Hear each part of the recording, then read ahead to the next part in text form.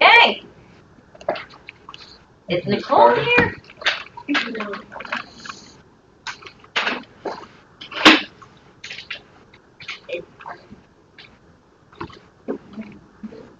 Yes. Oh. I certainly am. Yes, but I'm here for Sandra. Okay, great. Roll call, and then also, Sure. So let's get started. Although we don't have a quorum, we could discuss. I'm Vicki Coleman. Tommy Wells, I guess ex officio, your director of the Department of Energy and Environment. Terrence is from Deputy People's Council. I'm here representing Sandra Madhu Fry, the People's Council. Donna Cooper representing PEPCO. Millie Milton, soon to represent the building and construction industry. Good morning, Ted Trade-U with the Sustainable Energy Utility. Lance Lunk, DOEE. Teresa Lawrence, DOEE. Hussein Karim, attorney with DOE. Marshall Joe Balkan, DOE. And in the audience, Martin Adrian Newton Henderson at PC. Ben Burdick, PCSC. Who? Ben Burdick, PCSC. Of course, Ben. Hello. Hello, Maker One. Again, your name? Hello, me. Salami? From Salome. Hello, me. Right, Salami from PCSC. She runs our program management office. Salome was with us for, 2.5 years or so? 3 years, and then she went over to work for the federal government to work for a couple of years, but now she's back with us as a couple of months ago, running our program management office. Welcome back. In the back? Bob Jones.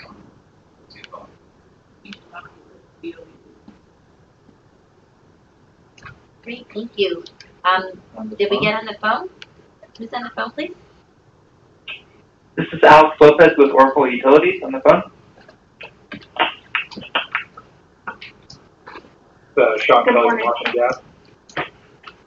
Kirsten Williams, AOVA. Patty Boyd, DCSEU. Okay. Any others? So we have Sean, Kristen, and is John Misruck on the phone yet? Okay, so maybe we can, let's go through the agenda. So we do not have a quorum. Well, is Karen considered as proxy or alternate? We have another one. Yeah. Let the record reflect, Old Steel is entering the room. Getting close. I think we're there, Vicki. Okay, we need 6, right? You need 6 or 7. How many vacancies do you have? 1, 2, 1. Then you'll need 7 because it's 12 out of 12. Okay. 1, 2, 3, 4, 5, and there's 2 on the line. Yeah, so it's the People's Council or his or her designee. So I think you would count. Yes, so Karen counts. Okay, we got that. So 1, 2, 3, 4, 5, 6. And it's John Misruck that's on the phone, we'll have 7.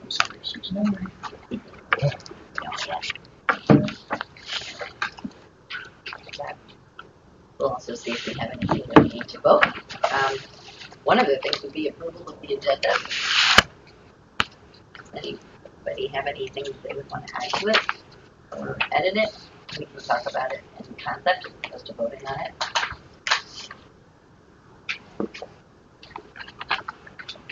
Okay. Maybe we should wait a minute because we don't have an ability yet to approve or disapprove. I might just suggest maybe we could just skip for the moment to go to the schedule and where we are with the next meeting.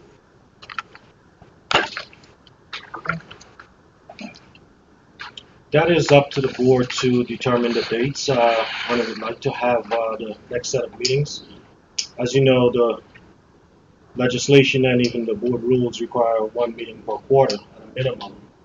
So we really leave it up to the board to set the schedule in terms of the dates when you would like to meet. And then we would facilitate the meeting room and the equipment needed for the meeting. So I guess I didn't know that we necessarily select the dates. I thought that we had historically done something like first Tuesday or whatever. And it was a function of the availability of the room as opposed to our choice. Yeah, it's always been the board's choice. That's why we would sit down with our calendars and try to set the next meeting dates and so forth. If we want to do it for the entire year, the board has a prerogative to determine exactly when in the quarter you want to have these meetings. Okay. Yeah, in the past, you have done doodle polls to check availability among board members. Okay, so I guess we have not done that yet, but I'm just nervous that we haven't gotten anything on the books. So can we do that? Maybe we should just pick a December date and then have a doodle poll. I guess first of all, we did not think quarterly meetings were enough. And at least for getting the report out the door, which we also were late on anyway, so it didn't work, but we went to monthly meetings. So do people still want to stick with monthly meetings, or do they want to go to quarterly? This is not a vote yet. It's just discussion. I personally feel like monthly has been more helpful than quarterly because it gives us at least a chance to retain some of what we talked about before and keep a conversation going as opposed to forgetting and needing refreshing every quarter. So I personally think monthly are a good idea. Does anybody have any other views on that? I mean, I'm fine with the month. Sure, the office is welcome. I assume there'll just be more active.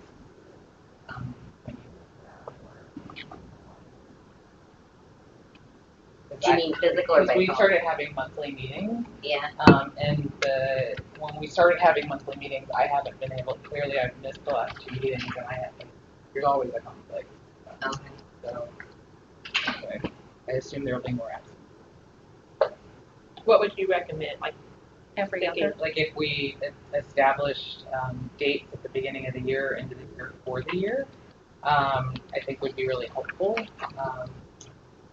Like I do boards that are either quarterly or every other month.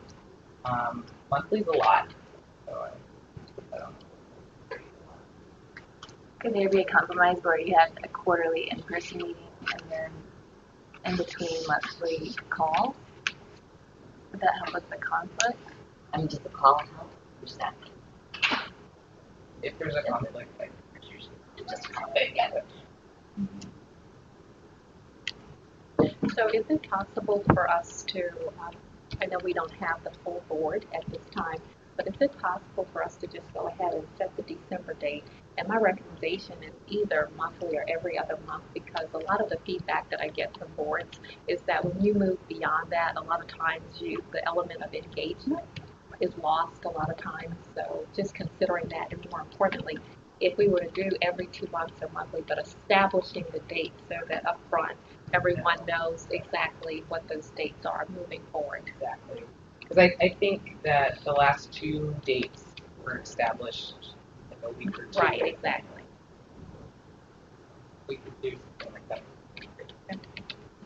And no, we would also historically put the schedule on the website, so right. we would have like a year's worth of dates up front, so people would know. So that's also helpful. Right, and that was what I was saying. That was what I thought was the routine, that we would set up the dates in advance and we would have an established schedule, which we haven't had yet. So I'm eager for that to get going. So maybe we could just for now pick the December date, but I guess I'll just volunteer. Maybe what we should do is put on the schedule the times, and then if we decide in one meeting we don't need a meeting the following month, we can cancel it.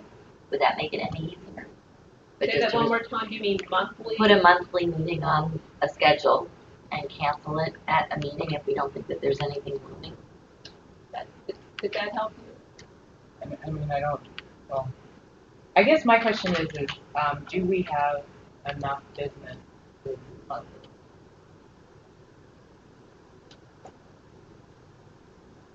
Well, it depends on how you approach it. That I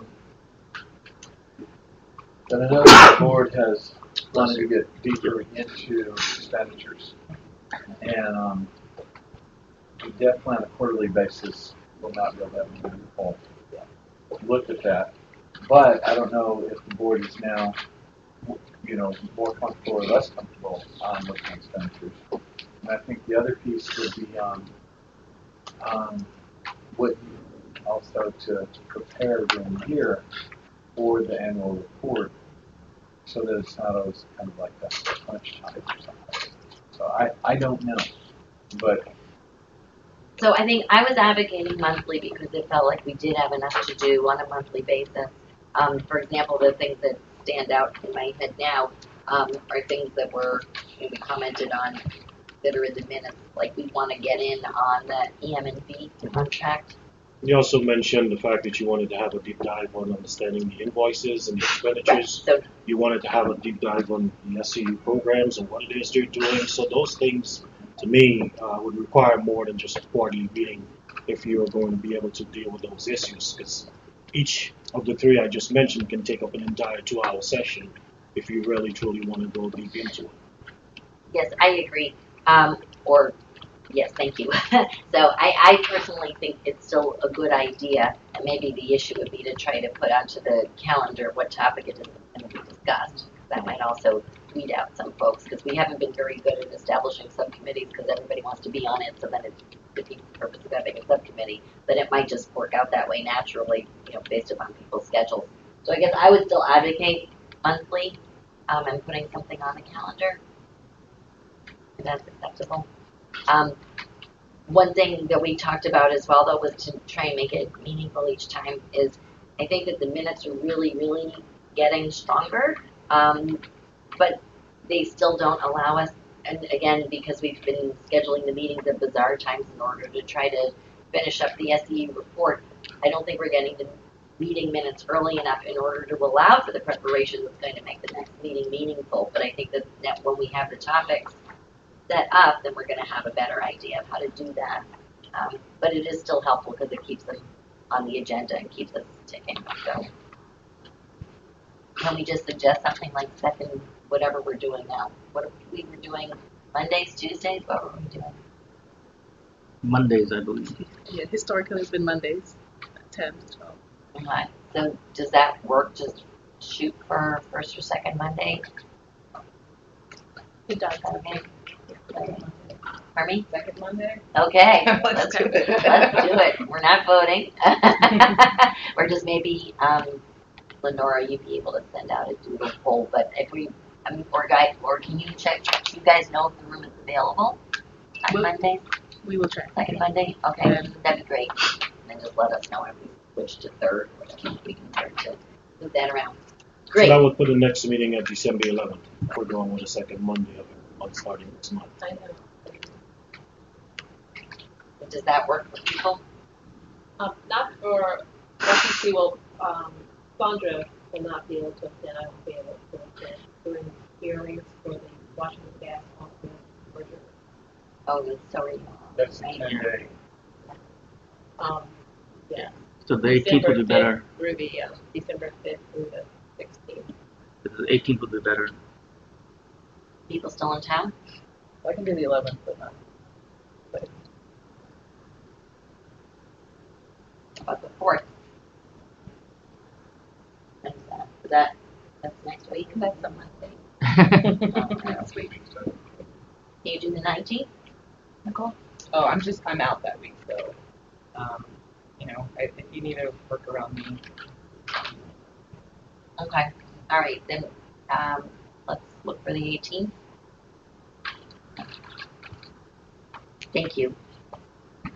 And then after that, it would be second Monday, if you can. Great. Okay. Does anybody have anything else? Or maybe we should just run over since we're not going to go over the minutes. I thought it was helpful to see in the minutes the reminders of the things that Dr. Long just enumerated. would be forthcoming topics, and maybe you guys want to suggest us when we would take those up, but maybe you can help us understand the timing on the EM and the V kickoff meeting and when the board would be able to have input. I'm assuming that may need to come up first. Yeah, I at this current schedule, I think the kickoff meeting wouldn't happen before January. I would say sometime in January. So maybe the January at the January meeting we can provide some updates. The evaluation panel is still going through the proposals received. So maybe in January we'll be able to get to a contract. Okay, so then what would the topic be for December? December, we can certainly do a deep dive in the invoices. We can also put the SCU on the schedule to talk about their FY17 performance because the board hasn't seen those results or report as yet. So we can certainly have a presentation from the SCU on the 18th. So you can have both things being done that day, the SCU presentation on FY17 and us getting at the invoices. Do you think that's enough time on the invoice question? Certainly, if the two items take up the whole 2 hours, I think we can get through it. Anybody have any thoughts? I'm sorry. Did somebody else also get on the phone? It's Betty Ann. I just joined. Great. Great. Thank Yeah. you. Okay. Okay, I'm going to put on mute. Okay, I think that gives us a quorum. Great. And Betty Ann, we were just discussing putting regular meetings on the books on a monthly basis, probably the second Monday of every month, but start for December we would be on the third Monday or the 18th instead because of the Washington Gas merger hearing. Right. And we were discussing that Okay. the next I topic. think that's a good idea with, and I started talking about the topics we want to schedule there. Yes. So right now we're discussing that the topics for the next ones would likely be the SCU telling us about how it's doing in 17 and starting our discussion or having the discussion, our deep dive on administrative expenses. Okay. There's invoicing and there's administrative expenses. Which one did you want to discuss? I guess I'm not aware that how is that going to be having an implication on the question, which was the internal versus external cost. Well, I think that's the point that Ted probably was clearly alluding to, your internal versus external, because right now we can tell you administrative expenses based on how it's established in the contract and on the invoices. We can show you whether or not they're below that 20% cap that is specified for administrative expenses. If you're talking internal versus external, then we have some homework to do before that meeting to really get an internal versus external. But the board will need to help us define what they're calling internal versus external costs. Okay, so maybe we're going to get far afield, but I think if what you're saying is the invoice is more direct, maybe let's start with the invoice question next time.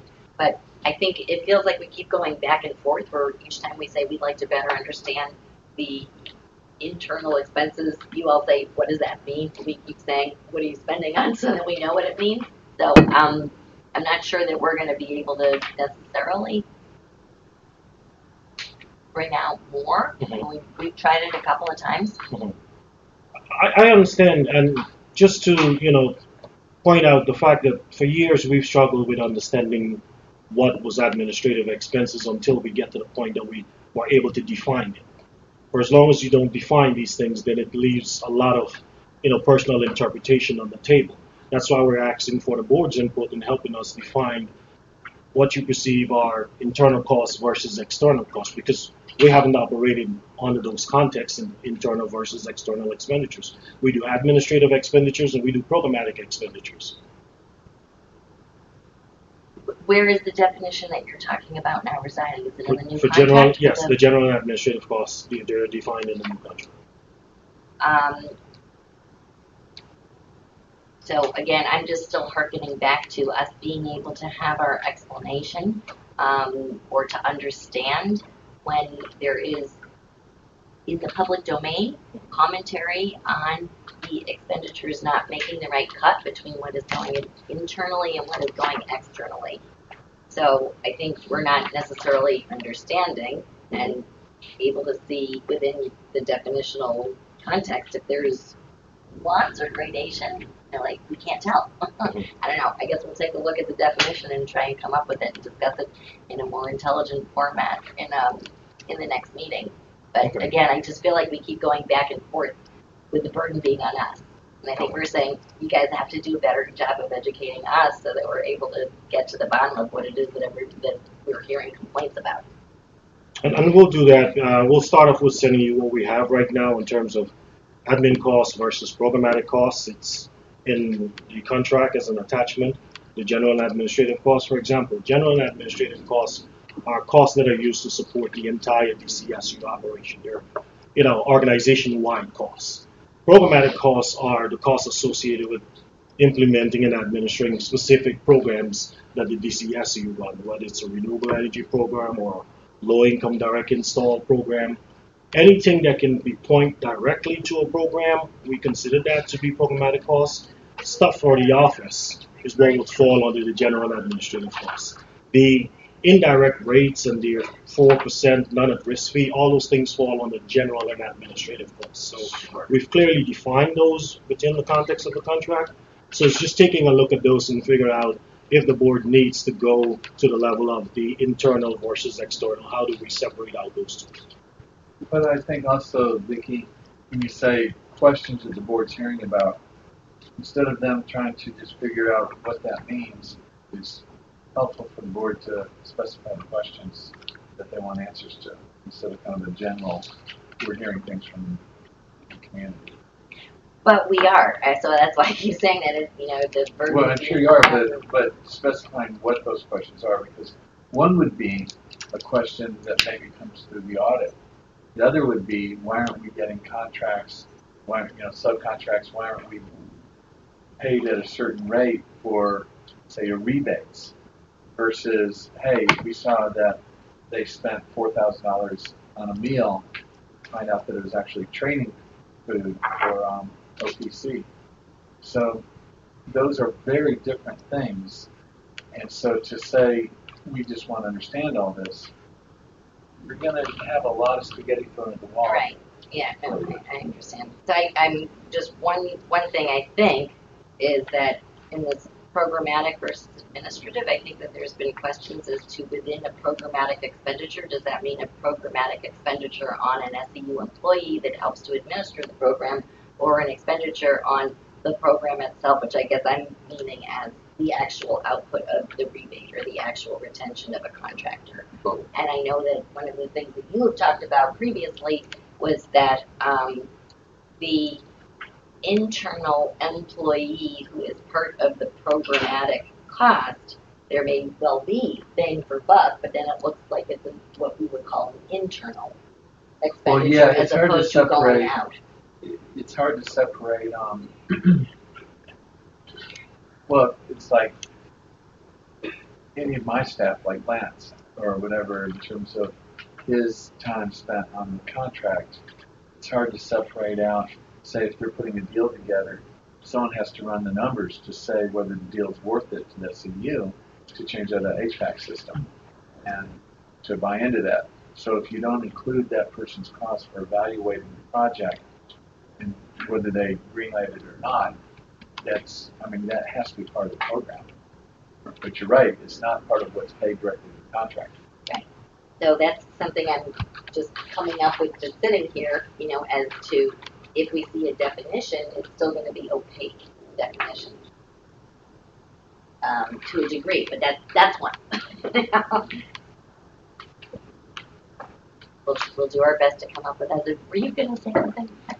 No, I was just thinking, I know when we went back over this earlier, there are different categories of expenditures, as I can recall, within these respective areas. And this is probably very voluminous, I would assume, as it relates to invoicing on a monthly basis. I'm just generally assuming that.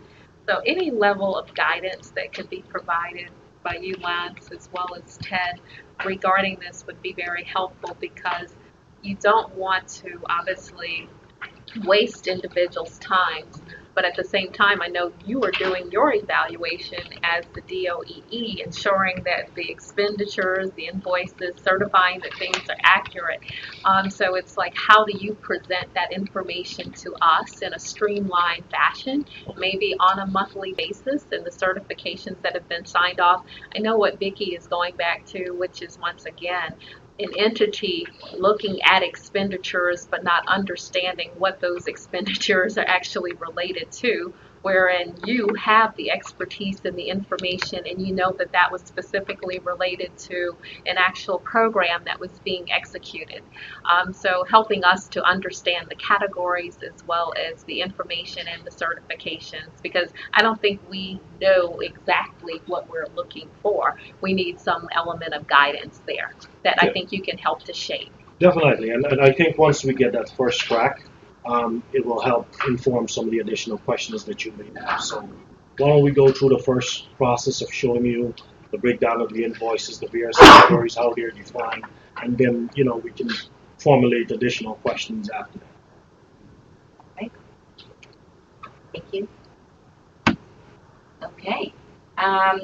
In terms of the minutes, I think I'm going to recommend that, I know I saw some things in here, I might want to send some questions or comments, but that we need approval of the last minutes for the next regular meeting, and we approve the ones that were in the queue from September 22nd. And I appreciate the change that you made to September 22nd minutes. You also have those, but I'm okay with suggesting we would now to approve them, adopt them. And don't know if other folks are ready to do so, or they would like to postpone the vote on both sets of minutes until next time. Got a point. Yeah. So you can choose. I can do it. Okay, I'm going to propose that we move to adopt the September 22nd minutes. Note and appreciate the change that was made in response to our comments the last time. Would somebody like to second that motion? Did I make my own motion? Okay, thank you. Are all in favor of adoption? Aye. Aye. Aye. Any opposed? Okay, September 22nd, done. Thank you. Great, okay. So, I have one super quick question please. about the 26th. At the very end, under general updates, it's discussing the timeline for the review of the Green Bank. Is that still on schedule? Marked up in October. Signature in January? No. Okay. Oh, that's marked to the update. Sure. So I've been advised by the committee that they're looking for mid-December first vote in January. So this is November.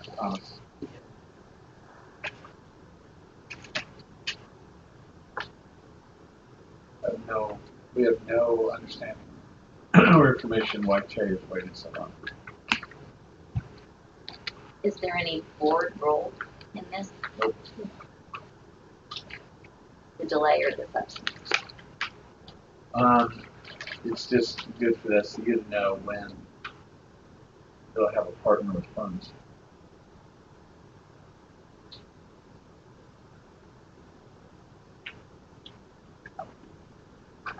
Okay, thank you.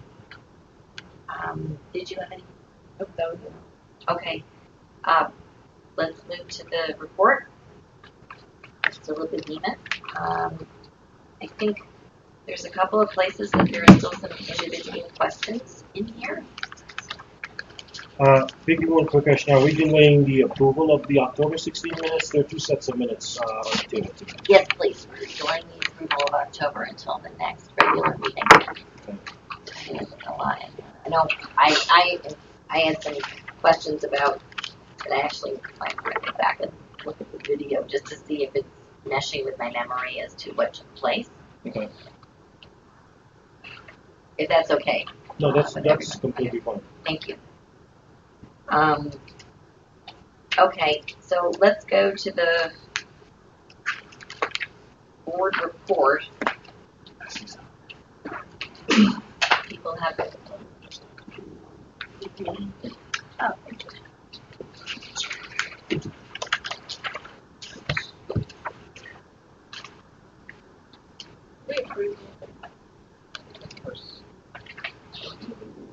Thank you.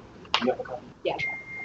You have a copy. I have one for, I think it's the next one. Here's a look. Okay. Yeah. Just like this one. Okay. This is the most recent version that you sent around. Okay. And while Dr. Long is distributing it, yeah, people, council representative, we were reminded that we need to approve the agenda, so I'll move ask for a motion to approve the agenda. so moved. Thank you. Any second? I second. Thank you. All in favor? Aye. Aye. Any opposed? Okay, thank you. Approved. Thank you.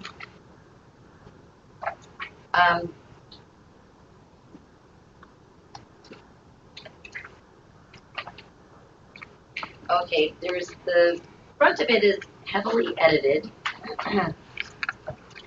All for the good, I think. So, thank you, Chairman Kane, for your helpful comments, and everyone else who has contributed. I think the general question just still here is, are folks okay with the general tone or substance of the introductory section, the executive summary? I just had one comment that I wanted to make, and it has to do with the intro, and I'm hoping I'm reading from the correct draft. It's November 14th, executive summary, and it's the area wherein we talk about the fact that the board still yet continues to not be able to, I'm assuming, be able to reconcile the SEU's performance, citing Tetra Tech and also citing the city paper. And we note that the SEU's performance has been criticized by third parties. I don't know who the third parties are, and then we say such as the city paper, or are we citing the city paper as the source where it indicated or complained of inappropriate spending and fuzzy performance benchmarks? So trying to understand the validity of what we're advancing by the city paper versus a reputable entity such as Tetra Tech, who has done a third-party evaluation concerning the performance of the SEU. So I just question putting that in there, and what are we actually stating? And so who advanced that section if they could provide greater detail? Is that still there? I think it's immediate. City paper Yes, it taken is. out. It's I've just put up the. Yeah, this is Betty Ann, and I'm going to have to get off of the parking commission meeting at 11, but that was one of the comments that I had sent in. So I thought it was going to be taken out of the final version, but I don't think it's appropriate to give that legitimacy and prominence to the city paper. Okay. We, I would agree with Donna. We pay, the SEU DOE pays for Tetra Tech to do it. Now if we as a board have concerns with how Tetra Tech gives the evaluation, that's one thing. Right. But I think to give legitimacy and credibility so prominent right in the very beginning of our report and endorsing, I don't endorse most of what city paper said, for example, as a board member, and I think it's not right. This is the board's report, and I think we should look at the evaluation that was done professionally. Okay, so that is as well as any concerns that we have as a board with that. Thank you very much. Okay, and it is not in this draft, but we can strike it. I think that the question, it's been stricken. Okay. I may not have the original. Wait, and it's stricken in the one you have? Yeah. References to the city paper. Now, the references to the city paper are still in. I think they're draft. still in there.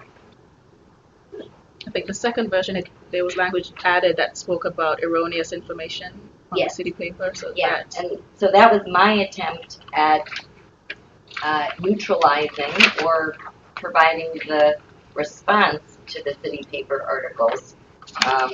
If what the board is saying is that they would prefer to strike the whole thing, then I'll go and amend accordingly. I think that the overarching question is just still a general, like, is the board, this is our report, this is our annual report. Is the board saying, thumbs up, you guys all, you did it, you did a great job?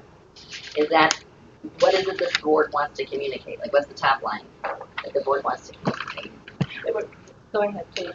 But I was going to say that we are moving forward. I mean, I don't know if great's the right word, but that it should be a positive tone, theme to the report. And I wanted to just reiterate that as well, meaning that we had an opportunity to engage Tetra Tech regarding any questions that we had based on their review and analysis. So I don't have information that what they have advanced and the performance of the DCSEU is counter to anything that they have advanced. So what are we challenging from a performance perspective if we are questioning that? I'll just say for myself, I think what we were looking at with Tetra Tech was the apples to apples comparisons that they did with the other states that aren't necessarily right apples to apples, but also I think the residual question, which is if we aren't hitting our maximum benchmarks, what is the reason for not hitting maximum?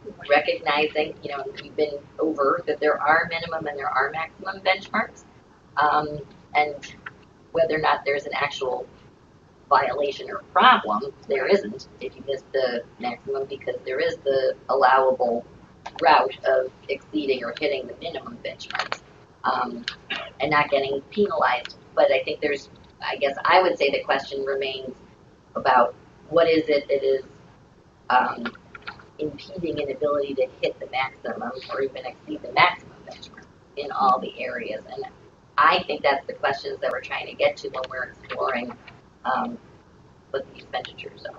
Is that a reason, or are there other reasons? And do people agree with that as but we're moving forward. And yeah, is that a general? Okay. I think just going back to the discussion about inclusion of city paper, on page 3 of my draft, all of that has been stricken. So I just want to make sure we all have the same draft. It's, media, for example, on page 3, second paragraph, where it reads, on the other hand, board members are aware that the DCSEU's performance has been criticized by the media for inappropriate spending and fuzzy performance benchmarks. I mean, is that the same? yeah, that's still there. that's Yes, what we were that's still asking, there. that it be struck. Yeah, and it's not in my version. It has been stricken, so that's why I was curious. Okay, the draft that we're looking at is the draft that Vicky sent out last week. Okay. And in that draft, it is still there very on the top where we talk about city paper and the fuzzy performance benchmark. So I'm not sure Why maybe which we draft did you're it. referencing. Did we do this? Yeah. No. That's okay. Sorry. Okay. Okay. Okay. Were there other comments in the intro section? Yes.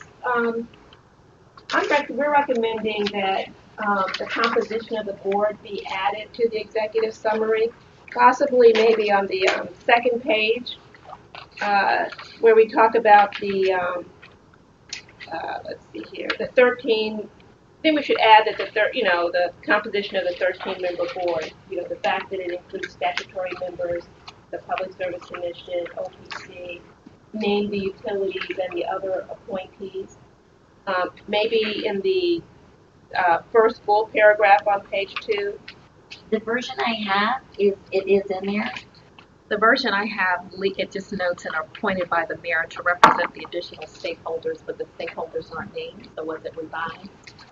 Oh, no, I'm sorry. I think you and I are reading out the same one. I think it just references the statutory section, but we can do that. You know, just add the actual, Okay. you know, name. Sure. Could I ask who the primary audience is? The report intended to be a source of guidance for the SEU, or is it intended to be a report to the president? And I ask because I wonder if you mentioned that the report mentions that the advisory board is having a difficulty obtaining a clear picture, and I wonder if that type of difficulty in the working relationship should be kept from the annual report and have the annual report focus more on our comments on the information that the advisory board does have and our thoughts on the performance within those stacks. So in answer to the first question, for whom is the report intended? It's a report to the council and to DOE on the SEU performance, but it is a public document. Okay. So I think with regard to your second question, I think there's a language, you know, we're talking about the language now because that was in the context of the city paper discussion.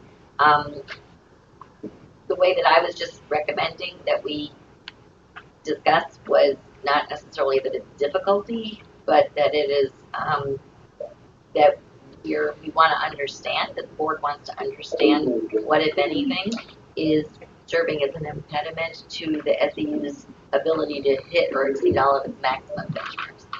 So I think when language regarding city paper goes, then language that would be putting it in a negative way would go, as opposed to phrasing it in a, this is the problem that, you know, or this is the question that we all have jointly, but note that we're in a positive direction. So I think that language would go. Okay. Does that answer your question? Yeah. Okay.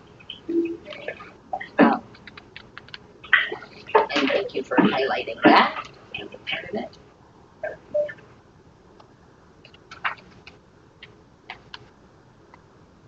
Okay. Other comments in the executive summary section? Other thoughts? Well, the only thing that I had and I know we have the caveat there, it's page 3, and it talks about the fact that the board had requested information regarding the SEU's spending and its performance, but we had difficulty obtaining. But in part because of difficulty we encountered framing which information might be most helpful for the board's review. Can that be reworked a little bit? Because, you know, it wasn't difficulty in obtaining, because I think the SEU, DOEE is very transparent. Any information that we request, we ultimately receive.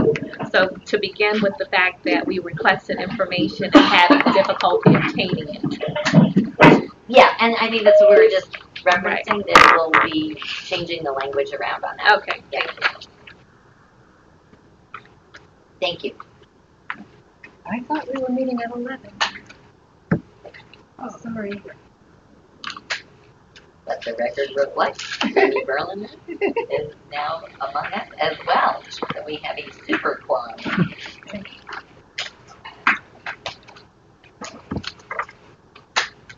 Okay, the next section was on the board's input into the new contract. Any comments there? I think I put in that I had a question in the drafting. I was working on this section. On page 6 of my draft, I said I need help from the board.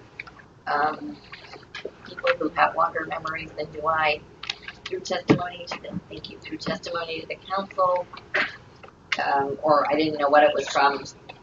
The board was a major contributor to the dialogue that led to the council's converting the contract from an annual contract to a multi-year contract. And I was hoping somebody who was here at the time could remind me or help me understand what the board's input was that led to, or how the board communicated its recommendation to convert from annual contract to multi-year? Did we testify? I don't recall testimony, and I'm not sure whether or not Chairman Kane may have testified to that degree, but I believe that should be captured in one of the earlier annual reports as it relates to board recommendation. If we can look back to see, because there was a lot of discussion regarding that. Okay. Does anybody else remember offhand? But that's a good idea to go back. I have a request. I'm so sorry. I had one comment on the last sentence above the input to the new SCU contract. Okay. You make a wonderful statement, which you commit to determining which factors are in fact serving as barriers.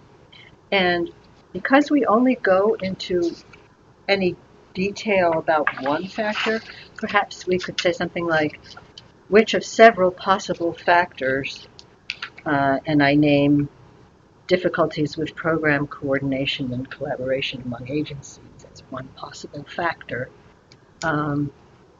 that are in fact serving as barriers, so that there's a way to refer back when we get to that question. And maybe, okay, for that. Okay.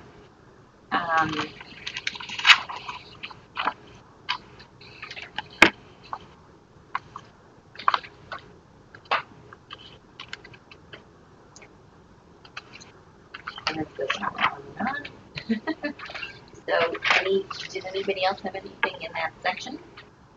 That's good. Are we wordsmithing, or just basically working on revising in terms of actual thoughts or positions? Because on page 5, there's a sentence where we say the board believes. The board suspects, whereas we think it should be the board believes. Is that something we just submit in writing?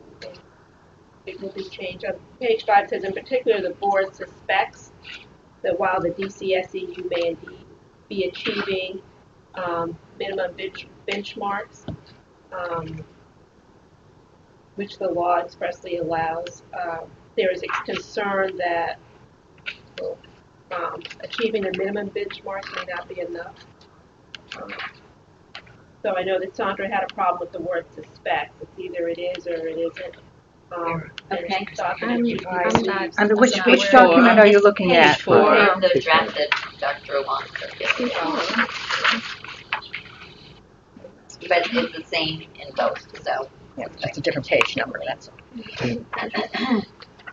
And I would suggest throw out or, share wordsmithing now, but it's not your last chance. Okay. It's going to be revised. Okay, great. And like you said, it's not suspecting, they are. Yes, correct. Okay. Does anybody have anything further on Roman 2, which was the board's input into the new SEU contract?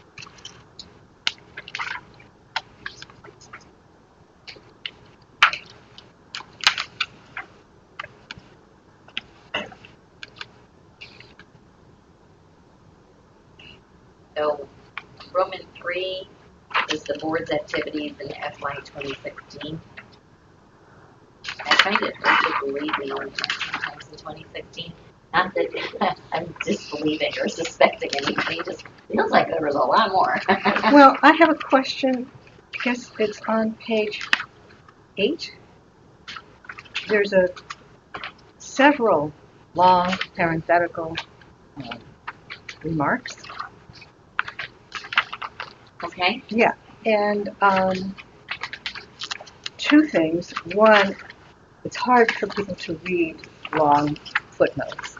You would not expect them to read long footnotes. So if there is a way to either summarize the point that the authors are trying to make,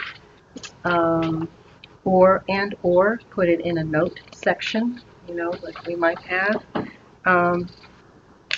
And I'm sorry, Lenny, I thought you said parentheticals. I mean footnotes. I'm sorry, footnotes. Okay. Footnotes. long, I'm not a lawyer, long footnotes.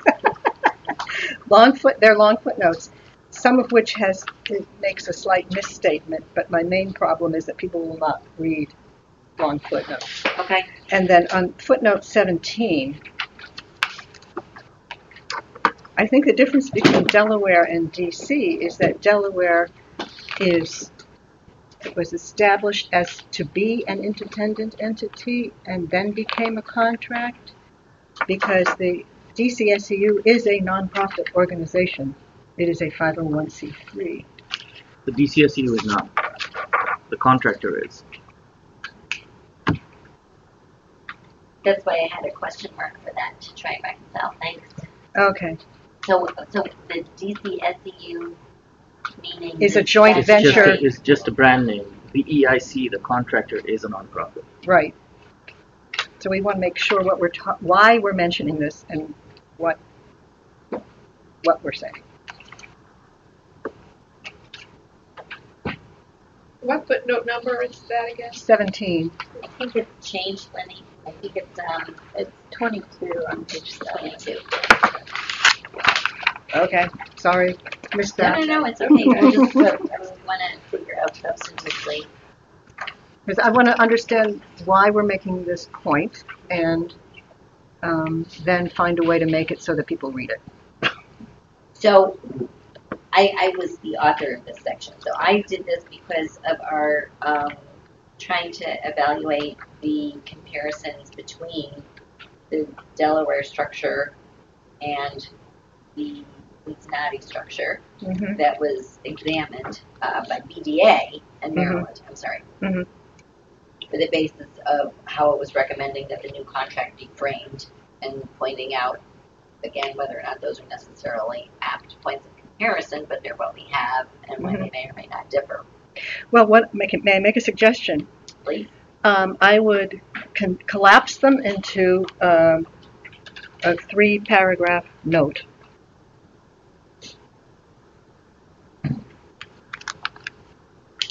Because that is important. It is important to discuss how DCSU differs from these other examples, because it goes to the relevance and the utility of comparison to the other examples.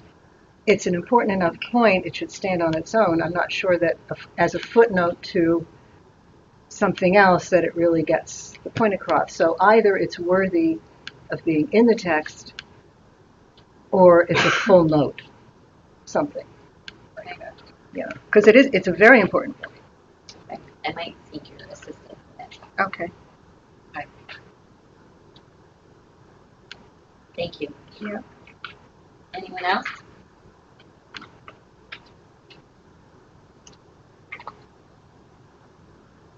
Okay. So Roman 3 is our 10 meetings and closed executive sessions.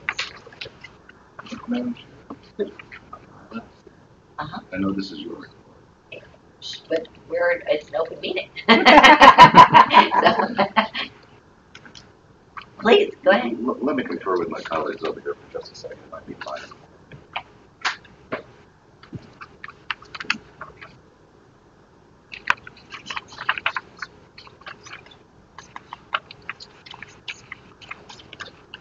I guess on page 8, under section B, where it says the new contract benchmarks, about the 5th line down, it says that the new contract, blah, blah, blah, blah, blah, after the 4% reimbursed cost, and additional $800,000 per year allocated to a third-party EM&B subcontractor. Yes. That's not the new contract. Oh, is that now that it's moved over to DOE? Yes. Okay. Vicky, there are a few other corrections in the report that, I can tell you later, or I can send you an email. Whatever you prefer. Yeah. Okay. It's one of those things we weren't sure at what point we should be providing input on the report, because Hussein is correct. When we took a look at it, there are a couple of things that we thought we'd share with the board, but we wanted you to get a chance to get your edits together from members. Even going back up to some of the executive summary, where we mentioned that in 3 out of 6 instances, there were actually 4 performance benchmarks in FY16, so we would need to correct that statement to reflect that there were only 4 benchmarks when we're talking about what the SEU achieved versus what they didn't achieve. But 2 are tracking benchmarks, so you're Well- not including those?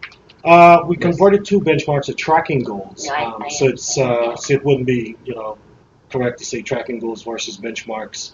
You'll have to clearly spell that out, the difference, so folks understand that a tracking goal does not necessarily reflect their performance the way we measure it from the standpoint of the benchmarks.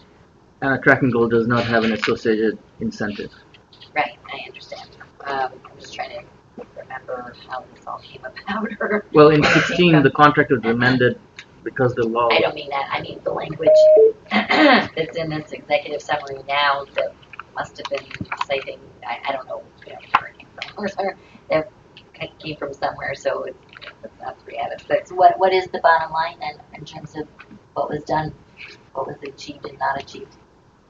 3 out of 6 is not correct. Is it all 3? It would have been 3 out of 4. 3 out of 4 Yeah, instances where they met the full benchmarks. full benchmark. Yeah.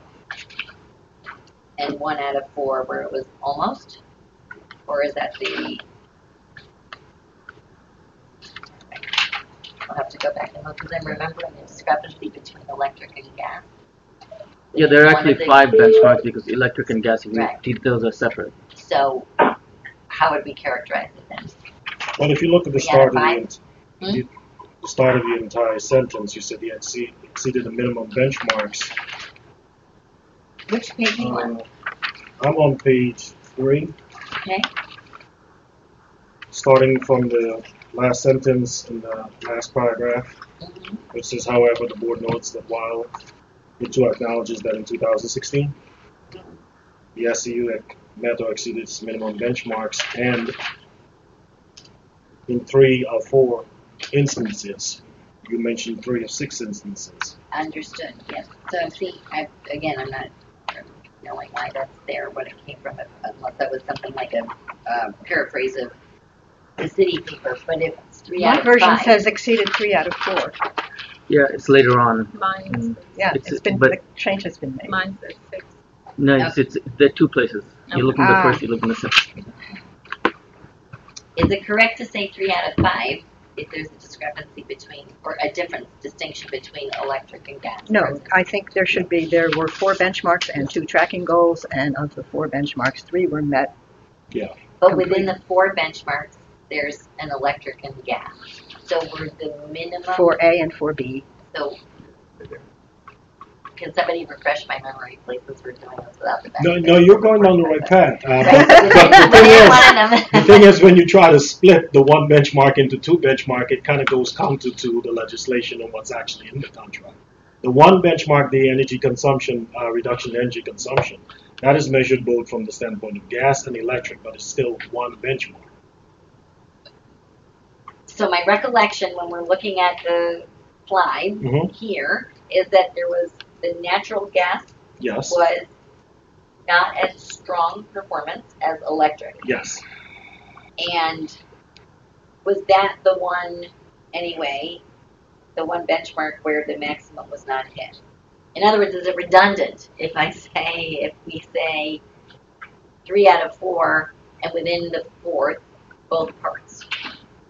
No, we're just talking about the minimum marks in 3 out of 4. But the minimum marks for gas and electric differ, right? Yes. So is it really like 5 benchmarks? If you want to look at that, yes. So how many of the 5 then? It would have been 4 out of 5. Okay. So we hit it for electric and not gas. No, they hit it They both hit for it for electric both at a minimum. and gas. For electric and gas. Okay. Okay. Thank you.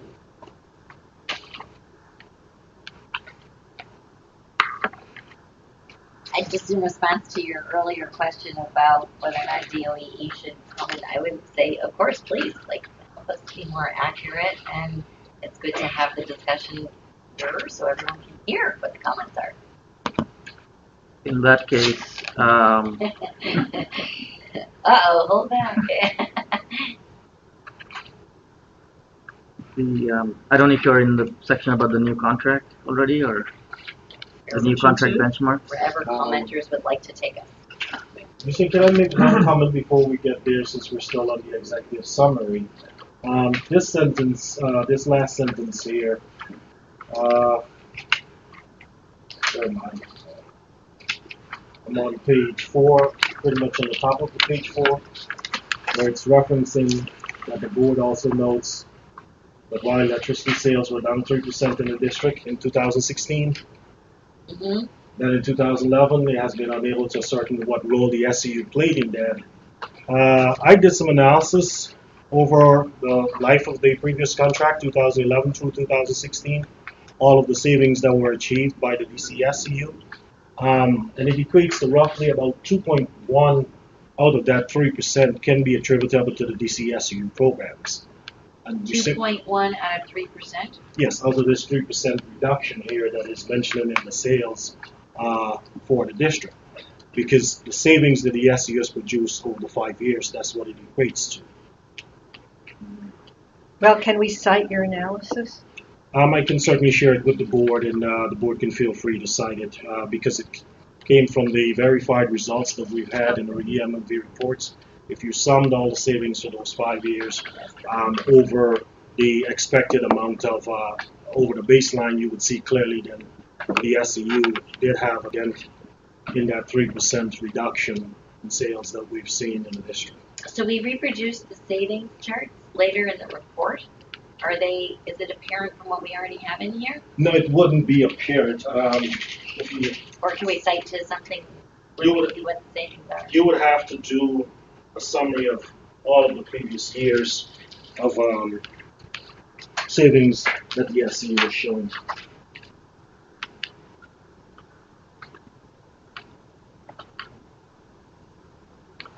So I guess I have a question. Maybe this is a broader question, but I think that's really helpful to have that analysis. And I know that this question came up in one of the meetings before, and it's great that we have an answer here. But that would be, I think, illustrative of where we haven't been getting information that's helpful from the EMV report if we haven't been able to, like, it's great you've done the analysis, but we sort of, it's an ad hoc way of our being able to formulate an issue and then getting a good response. So how do we fix that so that we have more of the picture of how the performance is as we go?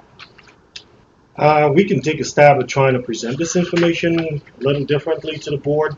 But again, it's without knowing exactly what the board wants to see. We could be putting a lot on you. Could just become inundated with information if we just keep throwing it at you, and the board is not ready to digest it or can't even fit it in within the normal meetings that we're having. But I just thought after I saw this sentence, I went back and I pulled the information up to figure out exactly what can we give the SCU credit for. And as you can see on this chart, it shows the SCU savings, and I'm going off of the verified column, which would represent what Tetra Tech has verified for the years since 2012. So we have 21,000 megawatt hours. If I move across, same thing for 13, 14, 15, and then this is 15 of the 53, and 16 was the 79. If I sum all of those and then simply divide it over the baseline, it equates to roughly about 2.1% reduction in energy consumption. So if we're seeing a 3% decline in sales, then we can make some safe conclusions here that the SCU contributed 2.15% of that reduction in sales. No, I think that's very helpful. I'm remembering that we posed this question in a meeting. So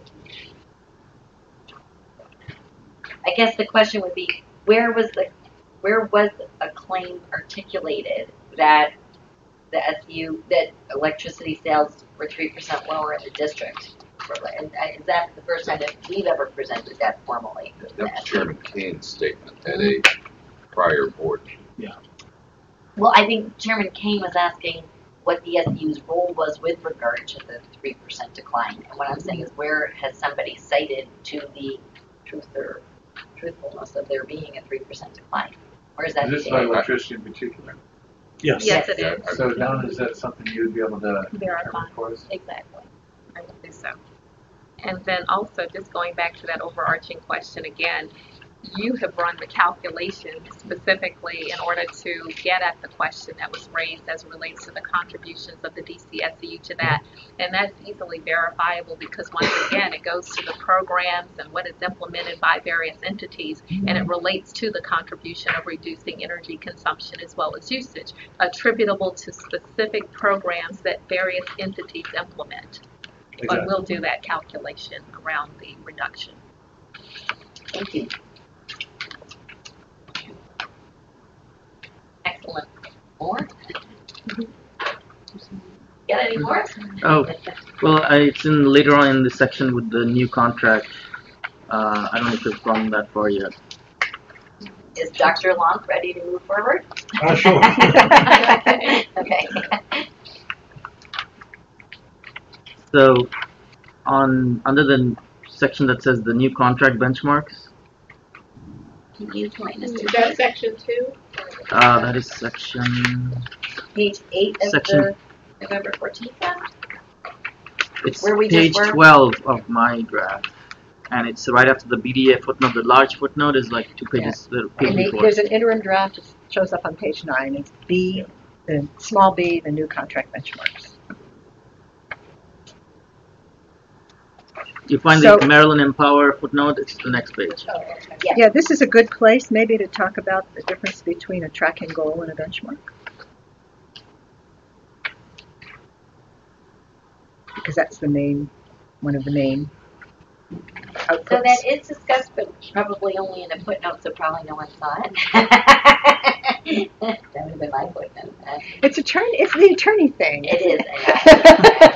And do people remember there was some Supreme Court justice? Yes, exactly. Yes, and if I was intended to read footnotes, my hands would be. Yeah, I think it's a good place, to begin. And as an important part of the new contract is that some benchmarks were translated into tracking goals. But it wasn't just the new contract, it was also in legislation. Yes. It wasn't the first time. Again, that's a lawyer thing. No. This is headed new contract benchmarks. So that's what I'm dealing with. I'm sorry, I apologize. What I meant was the point of the contract translates the statute.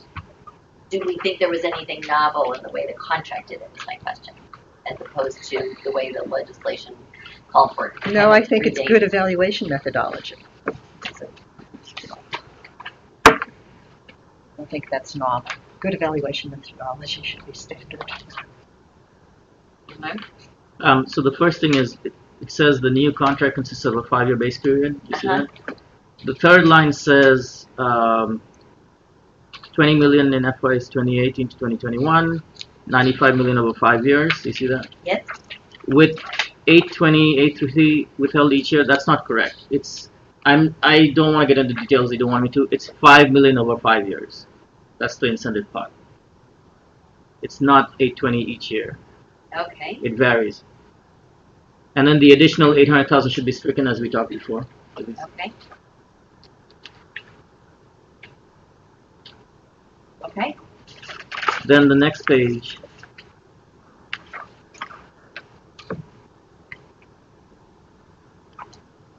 Yeah. Hold on. So the next page, we talk about benchmark 2, the top paragraph, solar. Do you see that?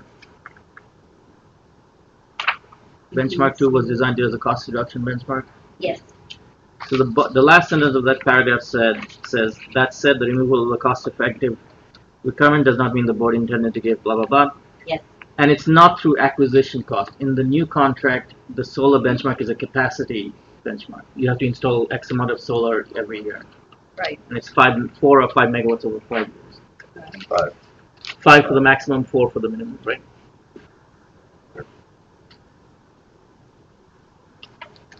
Good. Thank you. With that, sentence, Sandra has proposed we add on to that sentence after, since that said the removal of the cost-effective requirement did not mean that the board intended to give the SEU a blank check to spend. She added, or otherwise reduce its review and questioning of the SEU's expenditures in a meaningful way. Period.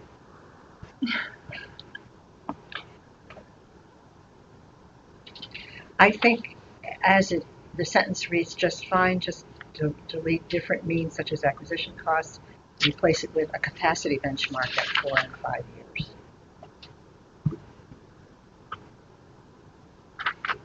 I think we can combine them and have a separate sentence, period, thus, comma, rather than the effectiveness. Is that all right? Yeah. Okay. So then, number 3, low-income energy efficiency and renewable energy. Uh-huh. The first paragraph, the last sentence says, it also failed to reflect that the benefits of energy efficiency low-income housing would flow primarily to low-income owners of buildings. Mm-hmm. The way the low-income benchmark is structured in both the old and the new, the SU can do either single-family or multifamily. So the benefit flowing to the owners is still an issue now, and the whole intent was the residents would benefit from the weatherization, even though the owners would get the the value add in the building. So it's not accurate to say that the old contract focused on single-family homes. It did not. You could do multifamily as well. Okay, yeah. When we get to the next section, I wanted to discuss that somewhat or ask a few questions on the low-income residential versus Multifamily. yes. Okay. But just to be clear, the low-income benchmark does not distinguish between single-family and multifamily. Do people think that we should be commenting that that remains an issue, or just strike that sentence? No, the whole point of energy efficient investment is that you have to find a way to get it done in such a way that landlords will do it because they not only do they ultimately benefit, it is not a split benefit as some people say, and that the residents also benefit. That's the whole point. Because one of the things that does also is it enables buildings where you don't necessarily know whether the residents are, quote, low income or not, although they might be. It's an incentive to make a building energy efficient, full stop. Right. So Okay. I think my question though is, if I think that I got this sentence from Yay. I was saying that was one of the reasons that there was a change made, but I think Hussein is saying that no change was made because the result is still the same. So I think, Lenny, you're saying it's still a problem, and we're saying it's still a problem. No, we're it's not a saying problem. It's still I don't think you're saying it's a You're problem. saying No. that it's still yet a benefit. it's still It can be implemented in a single family residence, and it can be implemented in a multifamily residence. if the contract change addressed your issue. In other words, I should have the an sentence issue. I don't have an issue. should the sentence be struck or should the sentence It be did. changed? I mean, I don't like that. I don't like that sentence. I don't like that sentence, and I think there is throughout this document somebody who is not familiar with the program, perhaps, is trying to say that we weren't serving, the ECSEU hasn't been serving low-income residents, and I think that's false.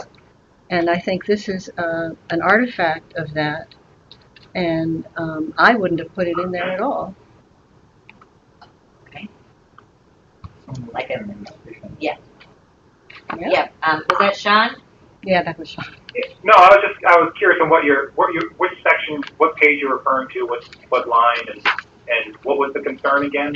Because I wrote a lot of the low income. Right. I do realize now that there are some changes that have been made to the law, maybe not the contract as well, and I just want to understand where the difference of opinion is on that. So if you look at the report, and under the new contract section, number 3 is improve energy efficiency and renewable energy generation of buildings, low income. Which page? Okay. Do you have a copy, John?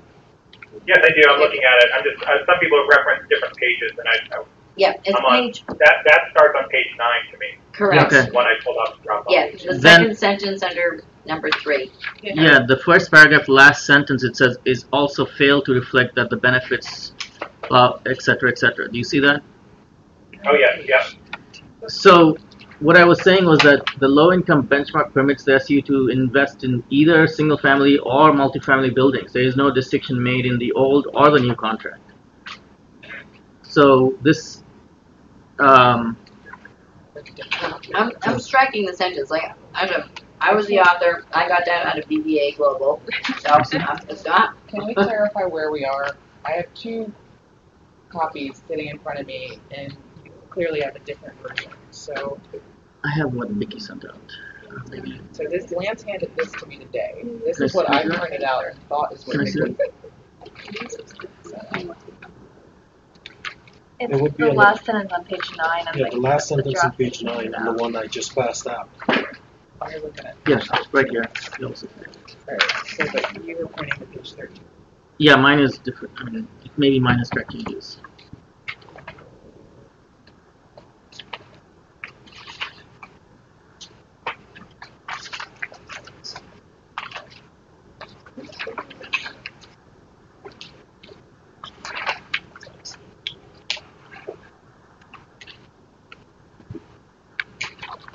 This sentence.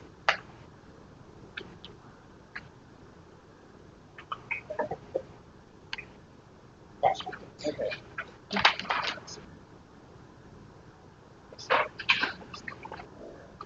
You know, I guess on the issue I have is, or the office has, which I was going to address in section 3 under accomplishments.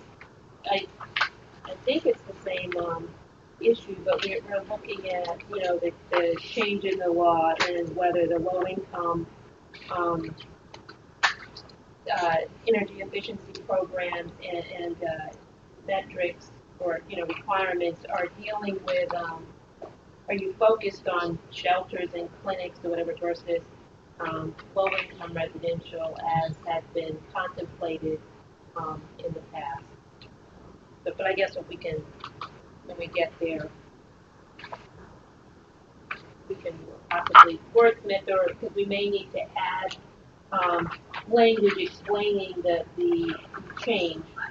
And but, you know, but that's a concern we have because we don't want low income residential basically left out of the equation, and the benefits going to owners of shelters and well, basically shelters and clinics versus low-income residential. But I don't know if that's the same issue, but it is under section 3, the board's activities, that was an issue. But are we finished with the? Yeah, I think the question in terms of whether or not the discussion definitely occurs in the next section or 2 sections. I think the question here in this section was whether or not there were changes made to the contract that maintained, exacerbated, helped that issue, and whether or not the new contract makes any differential between what the law says. And I don't believe that the new contract does, but I don't think that we've said what the new contract says in that regard. I don't think the new contract changes anything, in other words, from what the law is. No, it doesn't. So if there is an issue, it's in both places, both the contract and the law. Yeah, and before we get into the section, what I have is section 4, which is Sean's piece on low-income programs, because that's where you want to focus. I only wanted to add at the end of, we talk about evaluation. The EM&B report itself, the board recommends that the methods used be examined and understands the time for its input into this discussion is right now The metrics at present, the metrics EM and V presently used, the metrics presently used are none too illuminating. What I would suggest is a last sentence, which is methods for evaluating energy efficiency programs are periodically updated by ACEEE, and these should be followed. For energy efficiency programs, do you say? Yes. Okay.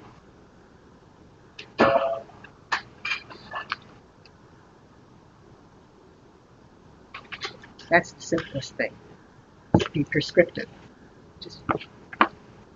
Well, that takes care of the next board meeting. I'm sorry, which page is that on that you were mentioning? Page 12 of the version you circulated this morning, just above Roman numeral 3, the last bullet, recommendation. And you were suggesting that we... Methods for evaluating energy efficiency programs are periodically updated by ACEEE, and these should be followed. They are the leading... The industry does not use the ACEEE standards, EMB. We usually use the National Program Evaluation Standards or the California Manual, not ACEEE. Well, if you want to choose, you think the industry is closer to program implementation at state level, by all means, pick one of those, but pick one, so that we don't have people in Wisconsin making things up as to how something should be evaluated. Well, the bullet, the way it's structured right now, says, we know this is an issue, that's what we're going to discuss. So I guess my question is, are we in a position now to pick one, or do we need to have that discussion, which we were going to start next Well, I guess we're going to have a discussion. I believe it needs to be more informed. Yeah. Definitely based on what Lance said and what I'm knowledgeable of as well. So not just citing ACEEE as the source. I have a few more before on the previous page. Do you want me to go through them? Sure. So the previous page, from that page, I mean, it's still under number 3, like the third paragraph, second paragraph, the sentence starts, thus the present contract requires as a maximum target. So you should say that at least 20%, not 20%, because there is no cap on how much less you can spend on low income. They can spend 50% if they want to. Thank you. Then under number 4, green collar jobs, increase green collar jobs. The first sentence says. Page 10. Sorry? Yes, he's on He is, Yeah. yes. I wanted to make the same comment. Yeah. But go ahead. So it says under the original contract, the SU receives 50%. If it hits 80% of the performance target, which again was a spend requirement, that's not correct. The green jobs was never a spend requirement. That's yes, you're correct. It's either you create green jobs through FTE hires or you pay $200,000 in incentives to third parties. So I mean, we can edit it later, but the spend requirement is not correct. What was it, a change then? No, it wasn't a change. The old and the new contract are the same, and it was never a spend requirement. So it was and is a pass-fail? No, it was and is either you create jobs for DC residents Directly, or you incentivize others to create jobs. Right, or you pay That's $200,000 basically the incentive. difference. Okay, you either run a program yourself or under a contract and show the people who've run through your program, or you incentivize others, employers, to do this. Right, so either you create jobs or you pay $200,000 in incentives. Yeah, okay, to create the jobs. Yeah. Is there a difference between the old and new No, contract? so there's no difference. However, there is a new contract with Grid Alternatives. No, there isn't. That's not. No, that's a separate contract. That's not part of this contract. That's a grant. Okay. Totally separate topics. It's not a grant from DCSEU? No. Grant from DOE. Then moving on to the next page, under D, board recommendations. The first paragraph is not accurate in that it says, if you look at the third line, it says, to that end, the board notes that the current contract caps, you see that? Uh-huh. Is 20% and then goes down to 18%. That's not correct. It's 20% throughout the 5 years. Okay. Now I remember seeing it, okay. This is all helpful, thank you. Then on the third bullet, the second line, it says the board notes, however, that the audit report is still being prepared. I think you have the 16 audit report. Yes. No, I was saying it's still being prepared in advance It comes of the out. EM&B report. It comes out before Okay. Yes. Okay. as opposed to after. And that's, I think, well, I think that's one problem, actually, systemically, Okay. about the audit and the EM&B, because there is a tendency to get hung up on the beans and forget about the actual programmatic objectives. And if there were some way to, I don't know, talk to the auditors about when they write their report, to get a little bit beyond the beans and explain what something means for a programmatic objective somehow, that we're not just counting the beans. I think we would ask for some clarification here on this point, because it's something that we're doing right now where the financial audit is taking place before the EM&B audit. I would just like to understand the board's intent of requesting that the financial audit be done after the EM&B audit, because it's two different things. It is. They address two different aspects of performance, but these two aspects of performance are related. So somehow they either have to be, there should be some coordination in how they're done. Now, I don't have a preference for before or after. That came from, I think, from Vicky. But what I'm concerned about is that the audit be helpful in us understanding how well GCSU is operating, so we can see whether there's an operational element to not meeting certain benchmarks, or whether it's some kind of other problem. Am I making any sense here? Yeah, you are, but it would be beyond the scope of any auditing firm that does financial audits to weigh into EM&B practices and savings verifications. They just don't do the same things. They're not equipped with the same skill sets. What Tetra Tech does is a savings verification and an evaluation of how effective the programs are in serving the district residents and hitting these savings targets. What the auditor does from FS Taylor's standpoint, the financial auditor, they're looking precisely, can the SEU account for every single penny that it bills the district for? Does the SEU have the right financial and internal controls the right financial in place? Model? Well, we don't go into the weeds of the right financial model, but they're really just looking at the books, so to speak, from the standpoint of the dollars. As a nonprofit. It's two different things. So we would like to understand why the recommendation to have a financial audit done several months after the year closes versus trying to get it done immediately after the close of the year. I don't know where that came from. It didn't come from me. I think I was picking it up from prior board meetings, and I think it was getting at what Lenny was just talking about now. I think where I got it from, and if nobody wants it, then we'll just get rid of it. I was just going to add to the management board.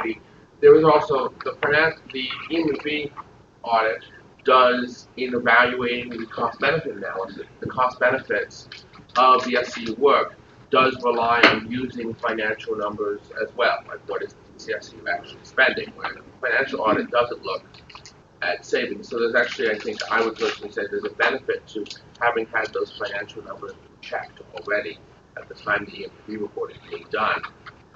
Because if the EM&B report was done first, and then somehow something came out with the finances didn't line up, it would throw all the other calculations in the EM&B report off, which is never, to be clear, has never happened. But it's a good thing for us. So I think we should strike that one, but if the comment is that it would be helpful for the audit to be tied to providing a better understanding of what the objective is of the program, is that what your comment was, Lenny? when I looked at the financials, they really didn't say very much to me as a financial analyst as to how well the SCU is performing as an entity. There seems to be, it's a combination of nonprofit accounting and something else I don't really understand. And I think the auditor, should sit with Ted and with the EIC and come up with an approach to presenting the balance sheet and the cash flow analysis that really reflect its situation as a contractor, which is not the same thing as an independent nonprofit. Sure, we can get into okay, those you hear what I'm nuances, saying? but the SU doesn't have a balance sheet. I understand, but the point is, whatever they're listing, that was sort of a, what would you call that? It was the books. Okay. Okay, let's get a little more sophisticated. Uh-huh. All right, and do something that is more appropriate to a contractor and less aligned with the EIC's financial statements, which are those of a nonprofit. Okay, it will help you. It will help you understand it better than the rest of us. What is the comment then that we should be including?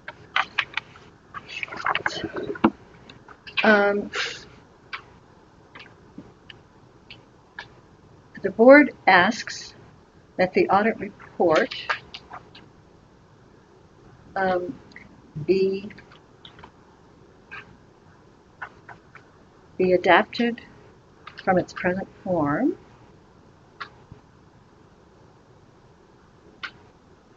to one more suited to that of a contractor to the city. Okay? Because that will change. It will change the presentation. Right. Okay. I'm gonna just go back before we go into 4, because we're gonna have under 17 minutes left. Back on green jobs. I know you had said like what's out there. Do you need information in order to be able to write something up for green jobs? Is there information you're looking for? Like what are the requirements? Somebody remind me what the deliverables are. Like for green jobs, you're looking at me. Yeah. I was trying to help enunciate what if there's something that you're looking for. There's a number of places where green jobs are mentioned throughout the report. So the first place that was mentioned was what the contract states, and so we just edited that portion to be reflective of what's in the contract.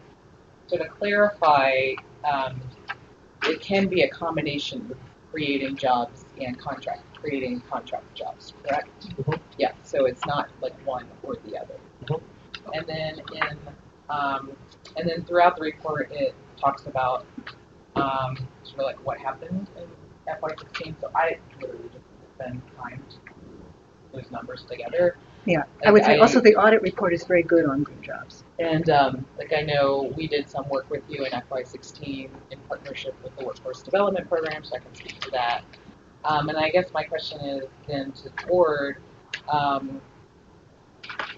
you looking for recommendations moving forward? Are you looking for a focus on energy? Because I've noticed there's been a shift to energy.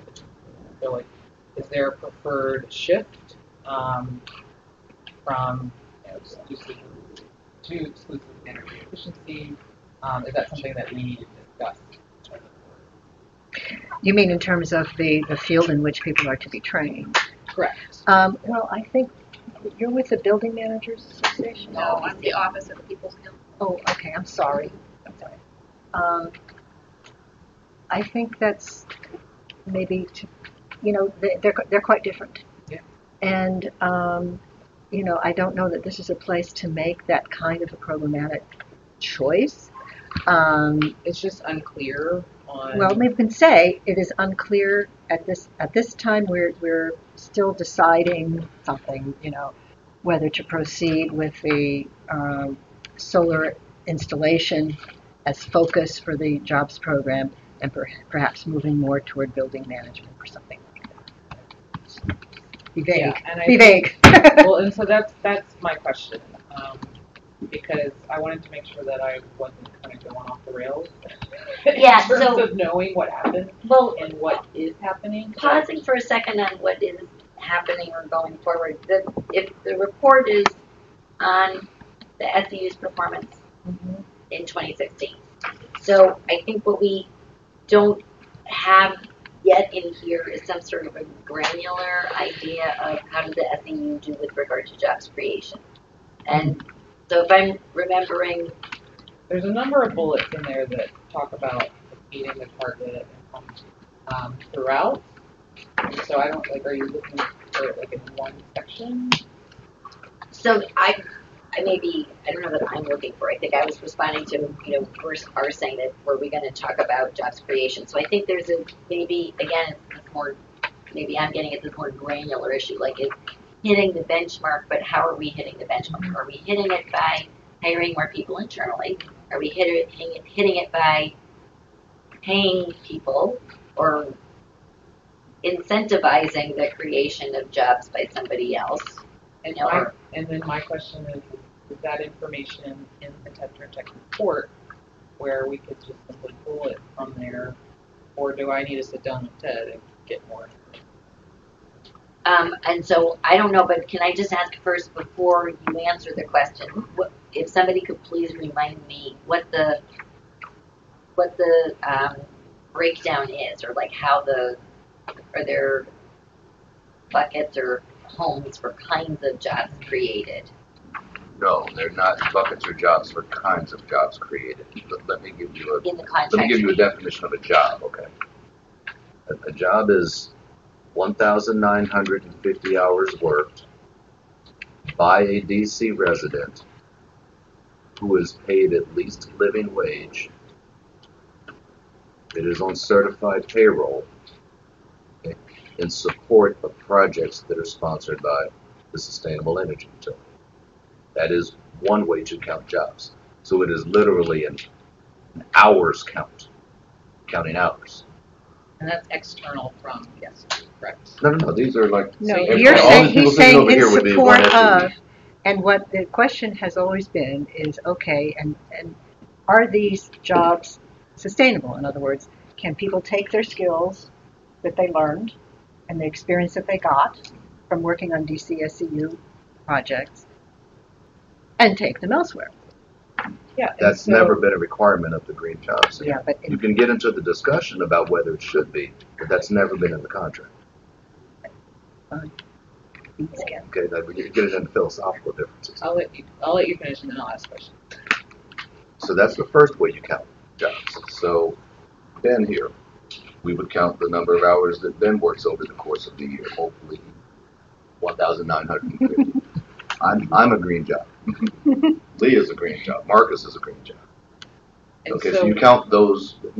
Then, okay, you were working with us as a contractor. Okay, so we would take the people who worked. Remember back in 16 when you were doing some installations, low income, single family homes. So we would take those employees who were on your staff, who were paid at least living wage, and all those sorts of documentations that are necessary that you guys verify every year. And we would add those hours to the cumulative total as well.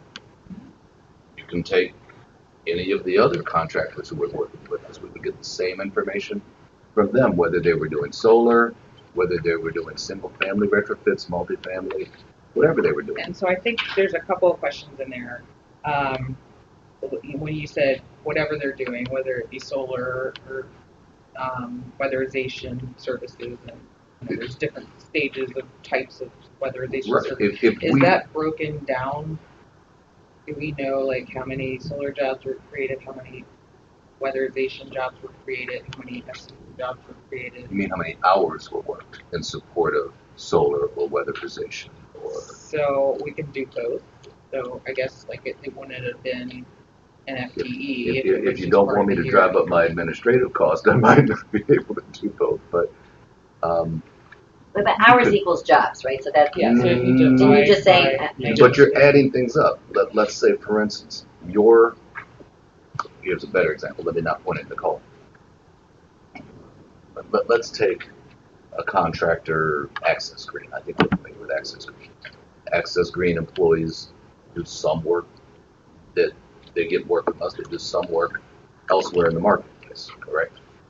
So only when they are working in support of projects that they're sponsored by the SCU are the green jobs hours counted from the Access Green employees. So you're counting hours. In order to get to about 88 jobs, you probably had 400 different DC residents who were working in support of projects, some of them full-time, some of them part-time. And I think the question is like, is that tracking sheet available? Like, do we have a sense of where people were? Like, what percentage of their job was supported by the SCU? What type of work they were doing? What type of work? Sure. I think that's where we're getting at, right? Right, I Yeah. think that's what So- you need. Definitely. And just to clarify, in terms of living wage, what is that in FY16? 15 an hour? 15. 1580. 30, 80, something I think it was, and then 16. I would have to go back and look at it. It usually comes out around, like in February, March of every year, they put out a new number to increase the living wage.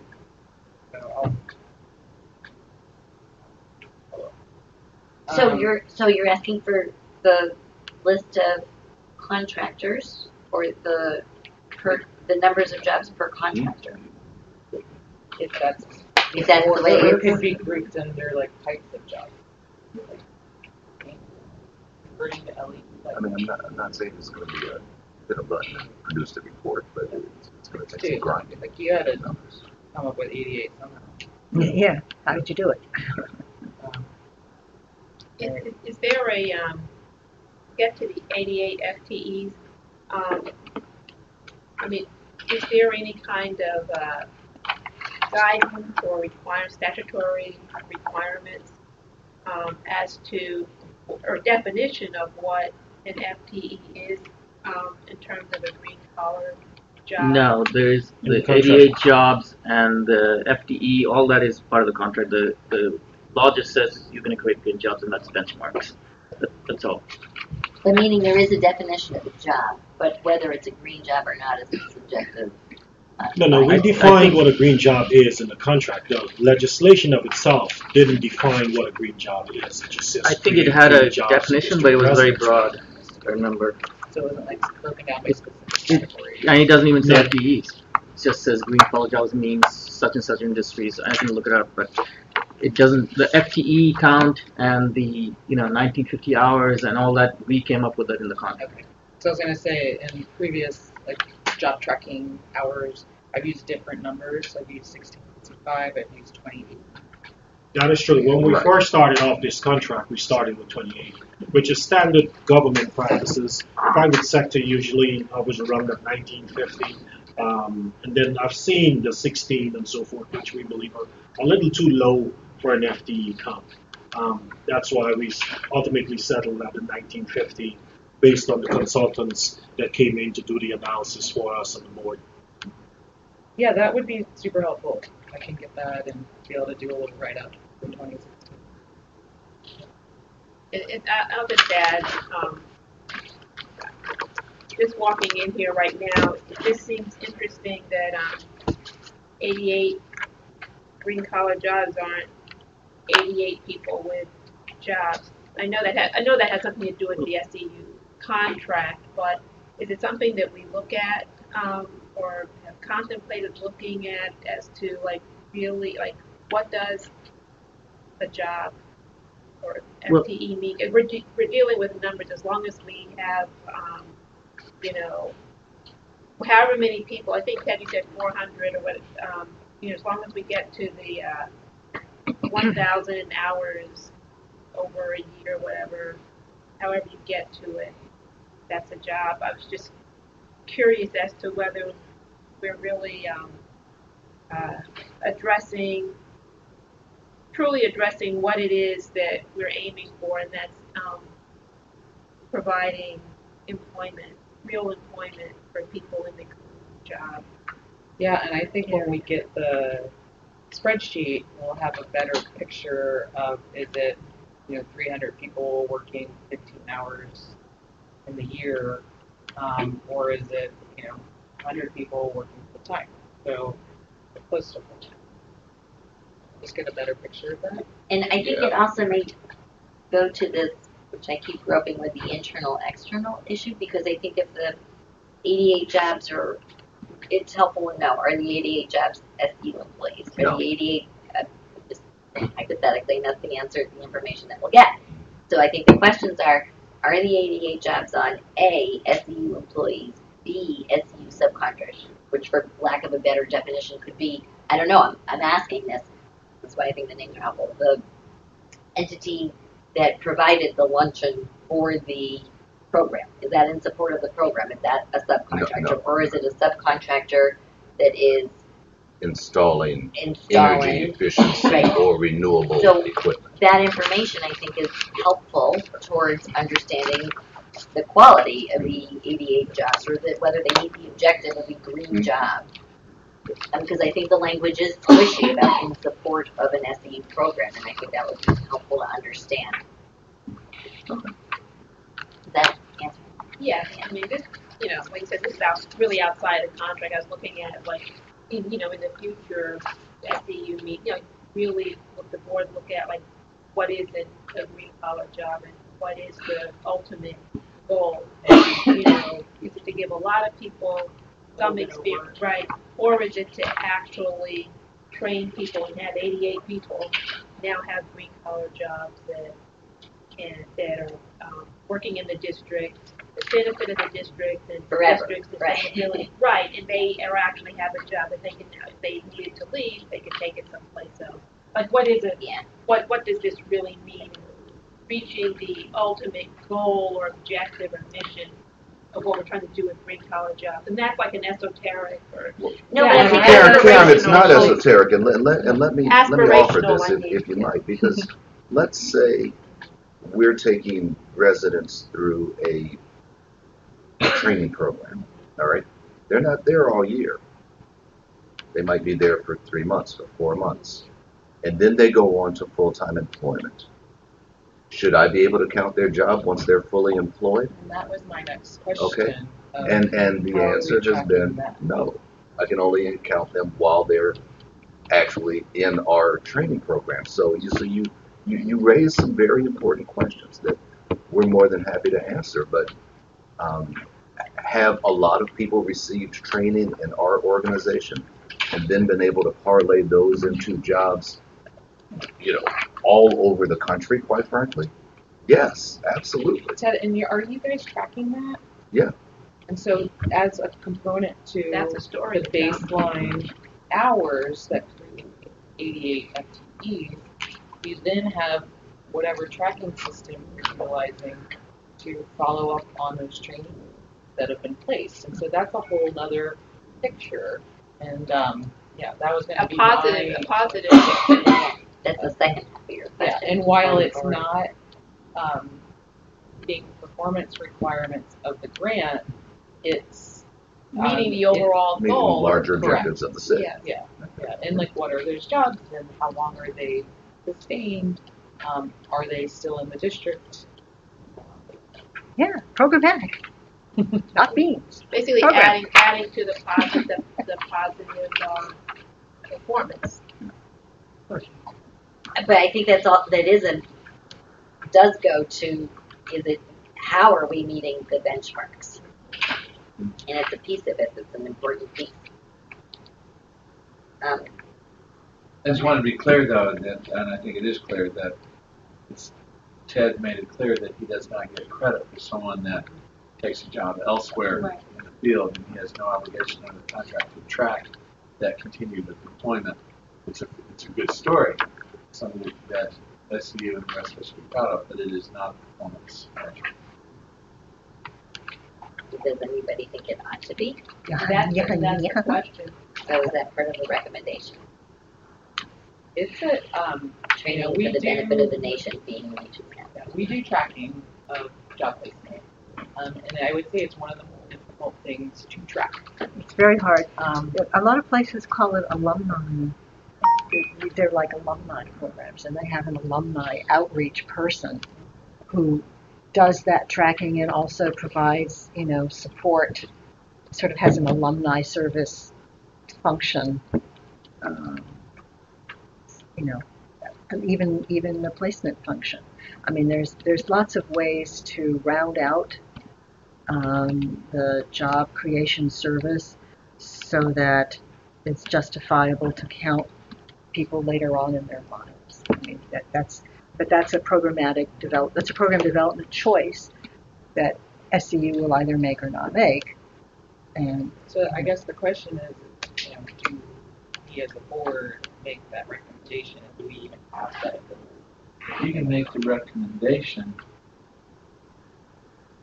and then we can, come back to you later and say what it would cost being failed, that sort of thing. we can do something. We can say something like the board recommends that because there is this strategic plan that the DCSU consider building out a training program, alumni support program, which could do one or more of the following things, and we understand this adds costs, but there are also benefits, and blah, blah, and we simply recommend that they consider doing it. And then we stop at that. Yeah, It's up to however them. it's done. Yeah, I was going to say that I just think that's something that the DCSEU, the board, the district, government, everyone should get credit for that training and ultimate jobs for people, whether they, whether they're, whether you can count it or not. Something should be done where, that's part of the story, the positive story. It's a board recommendation. Okay. Whether it's on. I mean, it's fair. I mean, I was just talking with Millie when she came in earlier this morning. So we had a young man who we took straight out of college. No training in this field whatsoever. He stayed with us 2 years or so, and we just lost him to Tesla. Where Millie works. In DC. No, in Boston, up at their headquarters. And he made it on his way out. He said he would never have received that job at Tesla without the training he got in our organization. But that's one I've lost. I can't count that anymore. I mean, we feel very strongly that he contributed significantly to the young man's success, and I know he'll do well in the organization. But I think we should hours call I can't that count out anymore. loudly. Right, and so there's a balance, obviously, and it costs to do that, but it's a tremendous benefit also. So we're over time, but let me just quickly, Sean, are you still on the phone? Oh, yeah. Okay, thanks. Because I think, as we talked about, there were a couple comments in that section in your section on the law having, I think, altered the mix in terms of how the low income benchmark is achieved. So did you need anything further, or were you able to take a look at some of the comments? Yeah, you need me to edit it again and repost, or how would you want me to? I don't want to mess up version control. I would say sure. I could send you a replacement section. That'd be great. Yeah, and then I'll also turn around and draft with what I've heard today. And what do we technically have? The 30th? Are we talking about page 14? We were talking about section 4. Let me see where it. Yeah, Romans. Add, right there, because this may help. I know with respect to OPC, there is the question of, I know there's a change in the law, but when did it, do we have a formal explanation as to what occurred that warranted the change in the initial contract? I think it's the law. I think in Commissioner Kane's comments, she talks about it. It's definitely the law. Yeah, and then so maybe we need to make sure it's reflected here. But our question is, how are those funds going to be allocated between the low income like shelters and clinics versus the the individual, like residential, low-income community. And we want to make sure that low-income residents still get, you know, the attention that they deserve and need, versus all of that money going to shelters and clinics, and what's to guard against that happening. So, you know, I don't know if the write-up would address that in this report, or if it's something that, you know, you would address going forward. I think it's here. I think it is, yeah. Does anybody have conveniently, because I can't find it, the legislative history that would explain that why the council made some of these legislative changes to the benchmarks? Because the report should Yeah, be in well, some of them were done in the BSAs, so there isn't really much in the reports. I'm not going to look into no it. explanation. But just to the extent that we can include something in here that show, you know, that addresses Well, I would that. say, and the practicalities are that low-income multifamily, I think, over time is going to be getting the lion's share of the attention from GCSU. One of the rationales, I think, I'm just a hypothesis, of calling out shelters and clinics, and I do it in my section, schools, okay, is that one of the reasons we do renewable energy and energy efficient buildings is to protect people's health. And indoor health is very important. And a lot of people spend a lot of time in those buildings.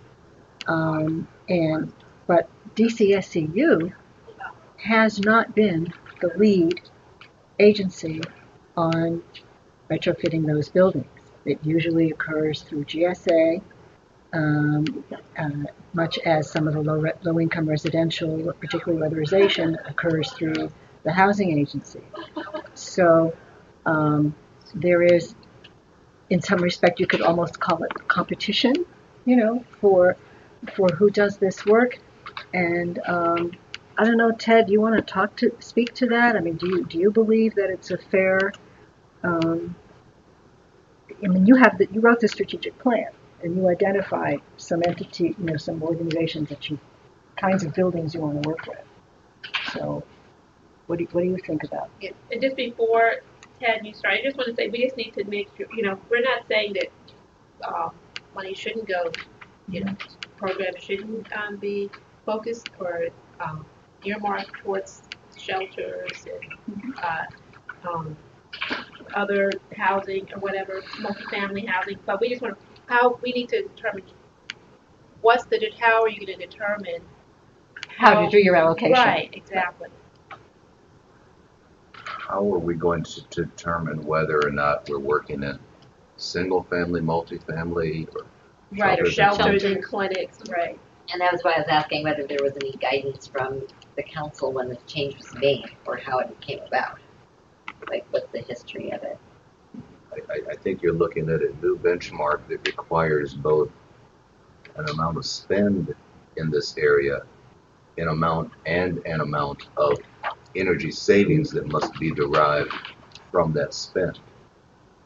And the tension therein, whereas in the prior contract you had a spend requirement only, there was no requirement that we get at least a certain amount of savings out of it. And your report reflects that. Your report says, well, we saw in the first 5 years there was the spend component, and we don't know whether that was being done effectively.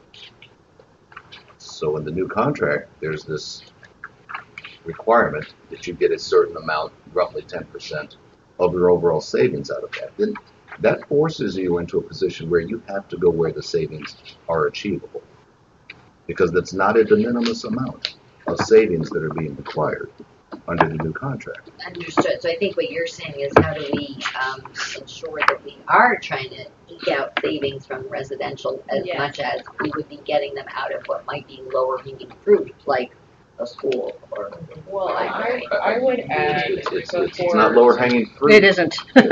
No, I would add that I think the important thing that we're trying to get at is how are the low-income district residents impacted directly by the installation.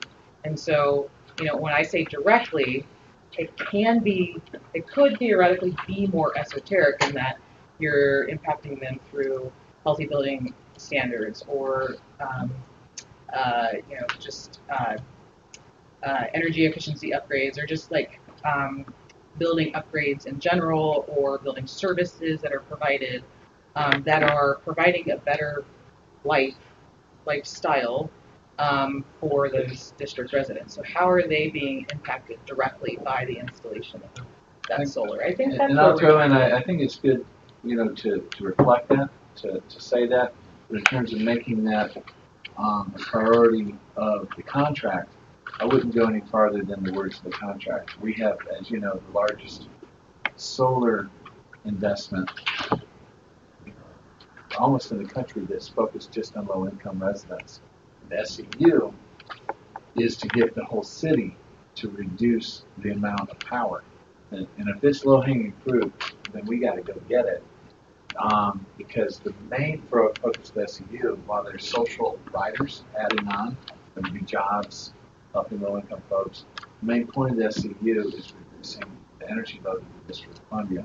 Now, we do have great programs for low-income residents, that you're part of, that our utilities are part of, that People's Council helps support. But I want to be careful that the primary role of and I'm not saying you are, but the primary role of SEU is reducing the energy load of the district. The thing I would also add is that, the argument can be made by putting solar or energy efficiency upgrades on like shelters, clinics, other affordable housing complex where tenants may not be paying their own bill, is that, we're preserving affordable housing because the operation of those shelters, clinics, affordable housing complex have gone down, those costs go down. And so I think just being able to tell that story is really important, and if it's possible to tell that story case by case, like if you do a shelter, because people are going to ask, why are you doing a shelter? How is this serving low-income residents? Well, Nicole, I wish you'd been in the office last week. Lance and Teresa came over, and we bought the building manager for a shelter where we recently completed a energy efficiency project on the shelter. He was able to come in and talk about over $30,000 a year in savings on his energy bill that he was able to realize, and now he can plow that back into services for the residents of the shelter. Exactly. So, you will see that in our annual report, in fact. I was going to say, do you track that? Yeah. Absolutely. Yeah, he writes an annual report, which is pretty long. In our annual report without such. Can I ask a follow-up to that, though? Is that something that could not have been done in the commercial or business program monies? Because as far as I know, there's still low-income weatherization to be done on residents. We haven't exhausted that. I mean, we wouldn't have a weatherization assistance program in the district. So what we're doing is reallocating money to commercial entities and nonprofits, which are covered under a different program description. If it's something where we need to redesign the commercial program to make sure that those monies are going toward those improvements, it goes to program design. What we're doing is these funds are these are a surcharge on customers' bills for Pepco and Washington Gas, and essentially you're reallocating a surcharge for someone who could be a low-income customer paying that money and then putting on a commercial and giving that money to a commercial business. And that's how the utilities typically are held accountable in other jurisdictions. I know this is a different entity in the DCSU. For best practice, when someone is paying a residential surcharge, that money goes back to the resident directly in savings to residential units. And that's my biggest concern with that, is there's suddenly this gray area where we're now counting a benefit to commercial or nonprofit building structure. But they're paying the surcharge just too. Using money from those other programs. But Sean, they're paying the surcharge just as well as any other residential customer. I think So to say that they're not entitled to services. So, there's still people to have weatherization done to their residents in the district why do we need to change to now, you know, did we run out of customers? Do we run out of residents to weatherize the And that's why I'm saying it needs to be, you know, it needs to be fleshed out in this report, whatever the rationale or explanation as to why, you know, the change, and then whether What change? it's unclear whether all of this money will be allocated to the shelters. No, but I think also you have to recognize that DC runs a weatherization program, and the Public Service Commission just took another $11 million that says it's just to be used for weatherization for low-income residents. We have a lot of that going on. I'm not sure what. Go ahead, sorry. Well, I'm just not sure. I mean, this contract's not going to be able to do everything, but I do know that the main point of this contract is to reduce the energy load in the District of Columbia, or we will need to create another SCU to do it. Right. Well, And I think my the only answer- recommendation, and I think you've already said it, is really what you've said, and really just being able to capture that. Yeah. So you've done that analysis. You know the programs that are in place. You know the programs that are helping the low-income customers. You know those that are helping the commercial, and the rationale and what has guided us in this particular direction, and the benefits associated with doing it in this manner. And what are those residual benefits to the low-income Yeah, I customers? agree. I think, I wish that we had council language or something to refer to say this is, you know, we're doing this in accordance with guidelines that we have been instructed, but we don't maybe are doing it. I guess I have to run, so. Yep. we'll just- We're way over. Yeah. So, is this due the 30th? okay.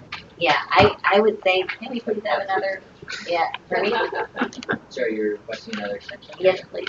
I mean, it took us a long time to get this meeting, so, What would you like me to ask? I don't want this to go into 2018. No. So, I don't know. I know for my own schedule, I would say December 15th. I think we should be done with it. Maybe we'll vote on it at that next meeting. Maybe right? December. Next meeting is December 18th. 18th, that will be By the end of the calendar year? 20, yeah. Yeah, sure. December 31st. Why not? So, Vicki, I'm not gonna be able to be in the meeting on the 18th, so I just can do Yeah. the questions. Yeah. Most of my questions are back. Yeah. Okay, good, because we didn't get this. Thank you.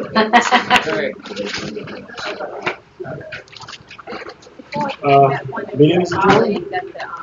Meeting is adjourned. Oh, adjourned. Oh, Ingrid? Ingrid, Yeah, oh my gosh, she's my policy coordinator. So, just to talk about